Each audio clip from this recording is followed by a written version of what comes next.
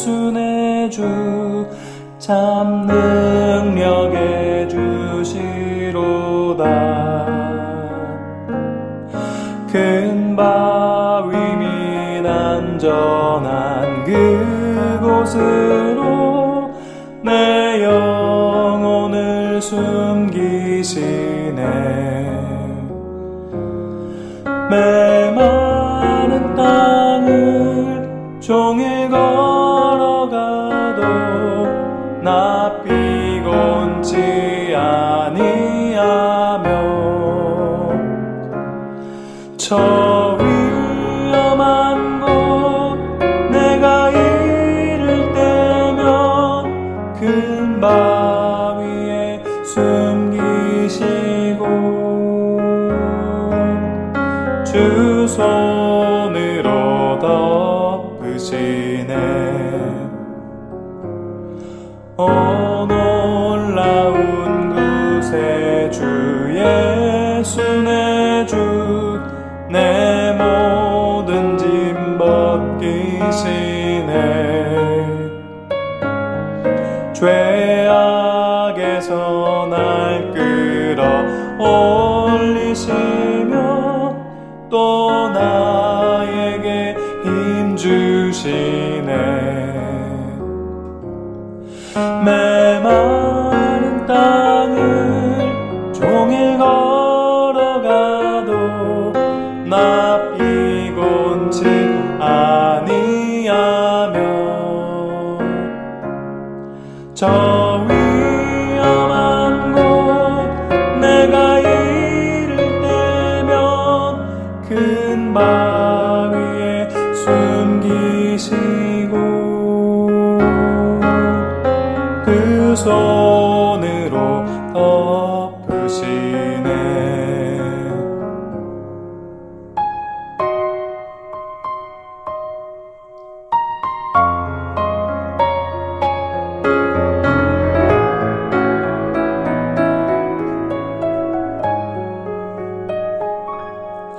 주 예수님 공중에 임하실 때 나 일어나 맞이하리.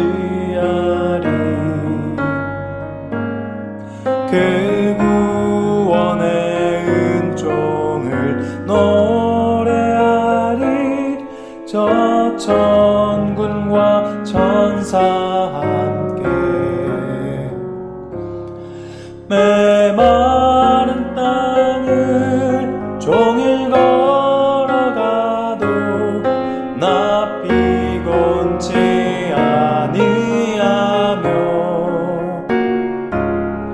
저 위험한 곳 내가 이를 때면 큰 바위에 숨기시고 주 손으로 덮으시네.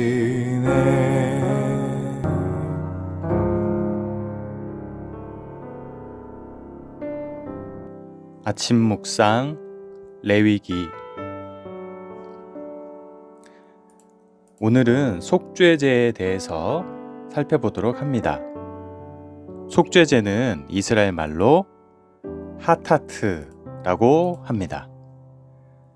비슷한 단어들이 많이 있는데요. 아카드어로는 하투, 아랍어로는 하티아.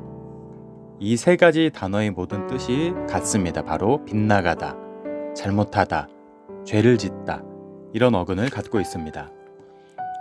그 단어를 이스라엘 사람들은 하타트라고 고백했고, 그 잘못하다라는 단어를 아카드 사람들은 하투, 아랍어로 하티아라고 말했던 것입니다.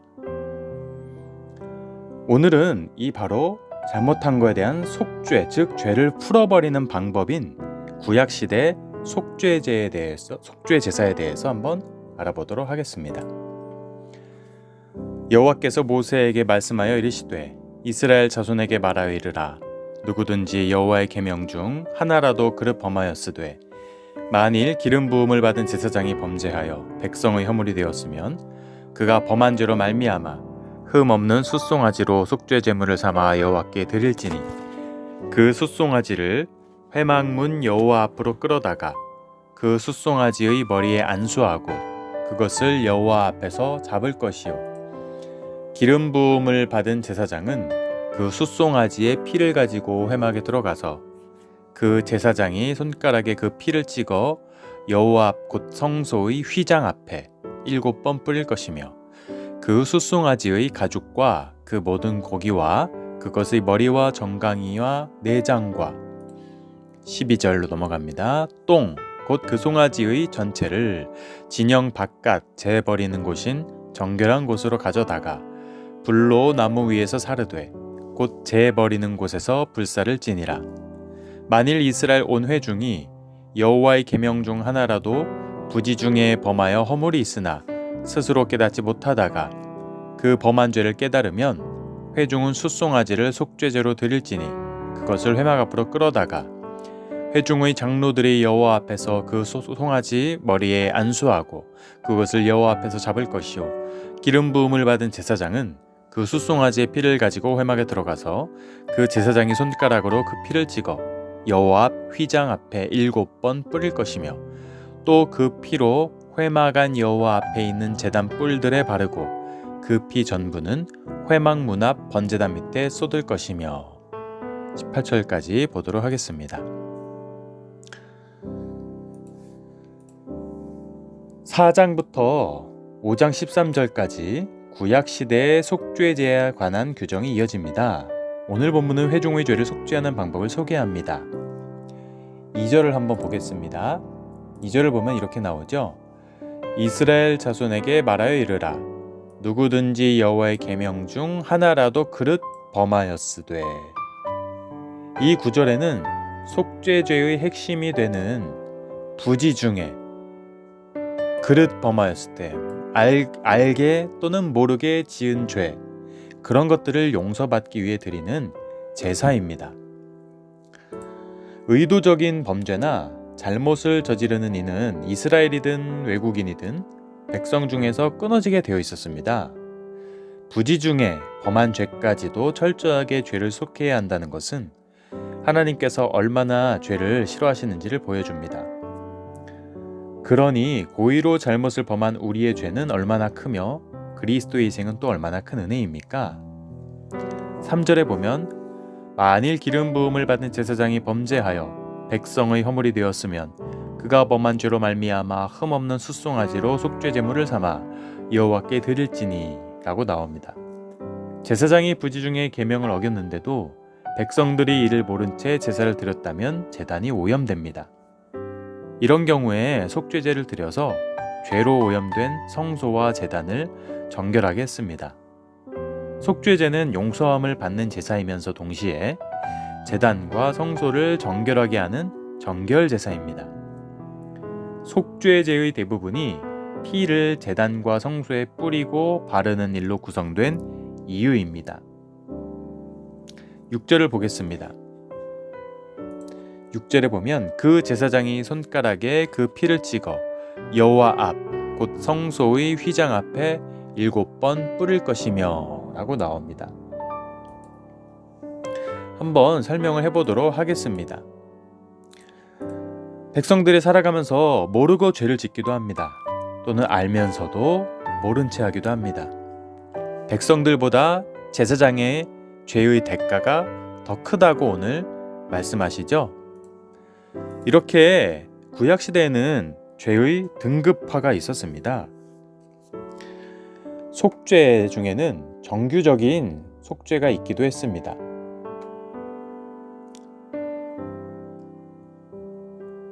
정규적인 속죄가 있었고 그 다음에 이 정규적인 속죄를 위해서 제사장 그룹이 드리는 속죄 방법이 따로 있었습니다. 그리고 회중들 역시 다른 방법으로 드렸는데 이 제사장 그룹과 회중 그룹, 숫송아지라든지 상대적으로 가격이 높은 제물을 하나님께 속죄의 제물로 드려야 했습니다. 이것보다 가벼운 그룹이 있었습니다. 장로들, 지파의 지도자들이죠. 이런 지도자들, 이런 지도자들은 정규적인 속죄 중에 상대적으로는 조금 가벼운 제물을 드릴 수 있었습니다. 이렇게 레위기 4장에서는 등급에 따라서 속죄제를 드리는 모습을 볼 수가 있습니다. 결론적으로 간단히 말해서 짐승이 필요했다라는 겁니다. 숫송아지라든지 비둘기라든지 암양이라든지. 무슨 말이겠습니까?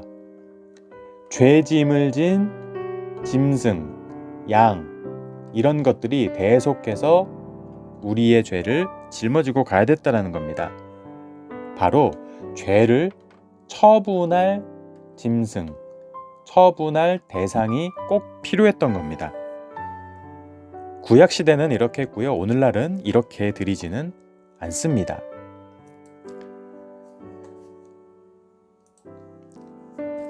여기 휘장이 있는데요. 제사장은 이 휘장 앞에서 피를 7번 뿌려야 했습니다. 제사장은 친히 피를 다루는 데 있어서 구약 당시에 하나님 앞에서 그를 대신할 더 높은 사람이 없기 때문이었습니다. 이 번제물의 피 취급은 사면에 뿌리지 않습니다.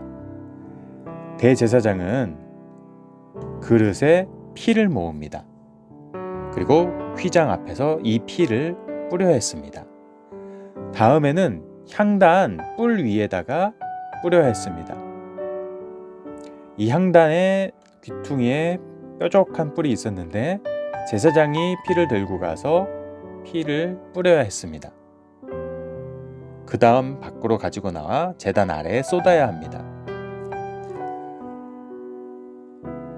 11절을 보면 12절을 보면 이렇게 나옵니다. 똥, 곧 그 송아지의 전체를 진영 바깥 재버리는 곳인 정결한 곳으로 가져다가 불로 나무 위에서 사르되 곧 재버리는 곳에서 불사를 지니라. 이것에 대해서 간단히 설명을 하면 다음과 같아요. 머리, 정강이, 내장, 가죽까지 태우는 이유는 죄의 제물은 인간에게 돌아갈 유익이 전혀 없다는 것을 의미합니다.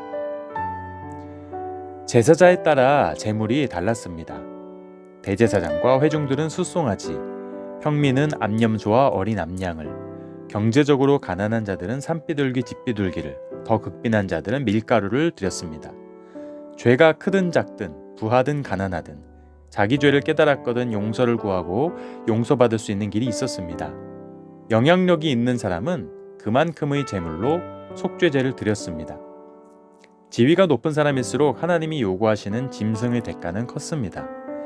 제사장의 경우 숫송아지를 드려야 했는데요. 머리에 안수하고 참회의 실을 읊으며 죄에 대한 하나님의 주권을 인정해야 했습니다.